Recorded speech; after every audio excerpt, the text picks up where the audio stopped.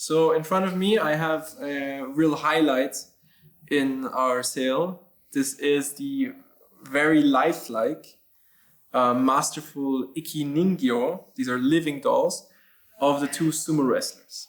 Designed Yamamoto, carved by Yamamoto with the artist Kakihan, which is the cursive monogram, which identifies the individual artist. And what we can see is one of the most famous poses of the sumo wrestle. This is the leg entanglement drop, also known as Kawasugake. And it looks like the wrestler here on top is actually the one who's winning the battle.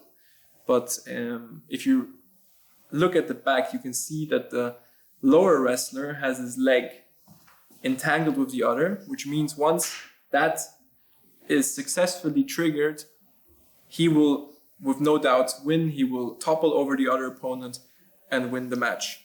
What's striking about these is it belongs to a group of, as mentioned, IKI-NINGYO. These are living dolls.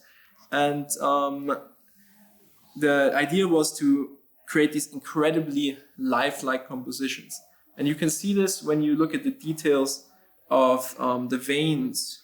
You can see of the individual muscles, but you can see the veinature of all the muscles. And we've presented some comparisons just to see what the other pieces look like.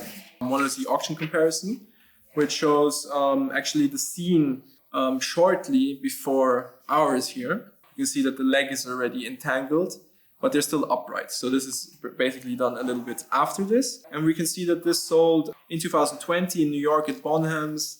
It sold for around 14,000 euros and was exactly the same size as this one. So our estimate of 7,500 to start, a high estimate of 15,000 is right in line with this auction comparison, even though I would argue that this one is even finer. The pose is a little bit more interesting. And another comparison we have in a museum, but these are actually life size, so 170 centimeters tall, and done by Kamehachi Yasumoto. And these are dated circa 1890.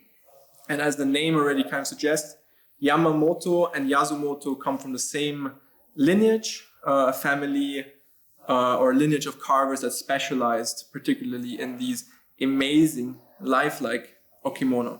Provenance, this one also has, it was at Brand Oriental Art in London in 2001, where it was also exhibited on 5th to 8th of October 2001.